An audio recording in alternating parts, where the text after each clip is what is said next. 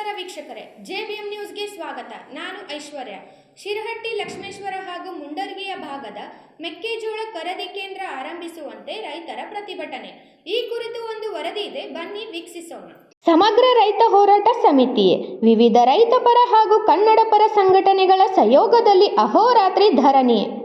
ಗದಗ ಜಿಲ್ಲೆಯ ಲಕ್ಷ್ಮೇಶ್ವರ ಪಟ್ಟಣದಲ್ಲಿ ನಡೆಯುತ್ತಿರುವ ಅಹೋರಾತ್ರಿ ಧರಣಿ ಕಳೆದ 18 ದಿನಗಳಿಂದ ನಡೆಯುತ್ತಿದ್ದ ಅಹೋರಾತ್ರಿ ಧರಣಿ ಡಿಸೆಂಬರ್ 1ರಂದು ಖರೀದಿ ಕೇಂದ್ರ ಆರಂಭಿಸಲು ಜಿಲ್ಲಾಡಳಿತ ಒಪ್ಪಿಗೆ ಸಹ ನೀಡಿತ್ತು.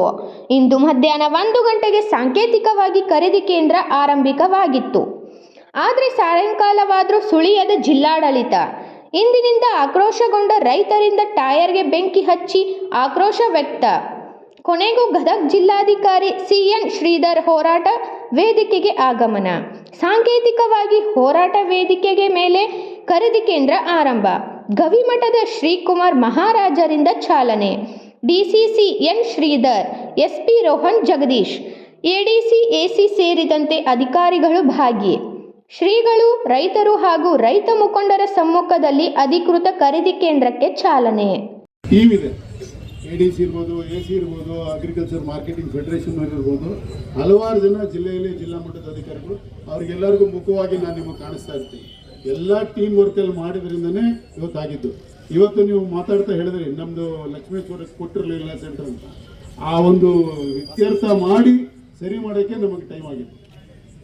ಇಲ್ಲಾಂದರೆ ಒಂದು 3 ಗಂಟೆ 4 ಗಂಟೆಗೆ 3ರಿಂದ 4 ಗಂಟೆ ಒಳಗೆ ನಾನು ಓಪನ್ ಮಾಡ್ತೀನಿ ಅಂತ ಹೇಳಿದ್ದೆ. ಅದನ್ನು ಇತ್ಯರ್ಥ ಪಡಿಸೋಕೆ ನಮಗೆ ಸುಮಾರು ಟೈಮ್ ಆಯಿತು. ನಾವೊಂದು 7-8 ಜನ ಒಂದೇ ಕಡೆ ಕೂತ್ಕೊಂಡು ಬೆಳಗ್ಗೆಯಿಂದ ಒಂದೇ ಸಮ ಬೆಂಗಳೂರಲ್ಲಿ ACS ಮೀಟಿಂಗು, ಆಫೀಸರ್ಸ್ ಎಲ್ಲ ಒಂದೊಂದಲ್ಲ ಇನ್ನೊಂದು ಮೀಟಿಂಗ್ ಹೋಗ್ಬಿಟ್ಟಿದ್ದಾರೆ. ಒಬ್ಬೊಬ್ಬರು ಹಿಡಿದು ತೀರ್ಮಾನಗಳು ಮಾಡಿಸ್ಕೊಂಡು ಒಂದು ಹಂತದಲ್ಲಿ ರಿಸ್ಕ್ ಎಲ್ಲ ನಮ್ಮ ಮೇಲೆ ಇರಲಿ, ನೀವು ನಮ್ಗೆ ಓಪನ್ ಮಾಡಿರಿ ಅಂತ ಹೇಳಿದ್ವಿ. ನಾವು ಕೂತ್ಕೊಂಡು ಏನೇ ರಿಸ್ಕ್ ಬಂದರೂ ನಾವು ಜಿಲ್ಲೆಯಲ್ಲಿ ನಾವು ತೀರ್ಮಾನ ಮಾಡ್ಕೊಂತೀವಿ, ನೀವು ನಮಗೆ ಕೊಡ್ರಿ ಅಂತ. ಅದಾದಮೇಲೆ ಅವರು ಕೊಟ್ಟರು. ನಾವು ಧೈರ್ಯ ಇದೆ ನಮಗೆ, ನಾವು ಸರ್ಕಾರದಲ್ಲಿ ಏನು ಹೋರಾಟ ಮಾಡಿದ್ದೀವಿ ಅದು ನಮ್ಮ ಪರವಾಗಿ ಆಗುತ್ತೆ ಅನ್ನೋದು. ಈಗ ಹೇಳಿದಷ್ಟು ತೀರ್ಮಾನ ಆಗಿದೆ. ಈಗ ಬರೋ ದಾರಿಯಲ್ಲಿ ಅವರು ಹೇಳಿದ್ದಾರೆ. CM ಜೊತೆ ಡಿಸ್ಕಷನ್ ಆದಾಗಲೂ 5 ಕ್ವಿಂಟಲ್ ಸೇರೆ ಆಗೋದಿಲ್ಲ ಅನ್ನೋದನ್ನ ಚರ್ಚೆಗೆ ಬಂದಿದೆ. ತೀರ್ಮಾನ ಏನಾಗಿದೆ ನನ್ನ ಗಮನಕ್ಕೆ ಬಂದಿಲ್ಲ. ಸೊ ಅದು ಬರುತ್ತೆ, ಅದು ಬದಲಾಗುತ್ತೆ. ಈಗ ನಮ್ಮ ಟೀಮ್ಗೆ ನಾನು ಋಣಿಯಾಗಿರ್ತೀನಿ. ಹಾಗಾದರೆ ರಾತ್ರಿ 2:30 ನಾನು ರವಿಕಾಂತ್ ಹತ್ರ ಮಾತಾಡಿದಾಗ, ರಾತ್ರಿ 2:30 ನಾವು ಮಾತಾಡಿದಾಗ, ನಾನು ಬೆಂಗಳೂರಲ್ಲಿ ರೈಲ್ ಹತ್ತುತ್ತಾ ಇದ್ದೆ.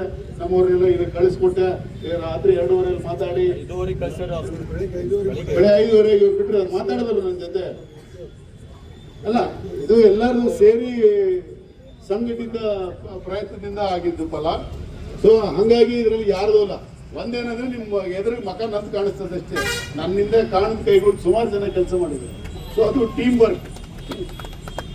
ಈಗತ್ತಿಗೆ ಇಲ್ಲಿ ನಮ್ಮವರು 4 ಜನದ ಆಲ್ರೆಡಿ ರಿಜಿಸ್ಟ್ರೇಷನ್ ಮಾಡಿದ್ದಾರೆ. ಅವರು ರಿಜಿಸ್ಟರ್ಡ್ ಡಾಕ್ಯುಮೆಂಟ್ನ ಕರೀತೀನಿ, ತಗೋಬೋದು. ಮಿಕ್ದವರು ಬೆಳಗ್ಗೆಯಿಂದ ಇದು ಮಾಡಬೇಕು.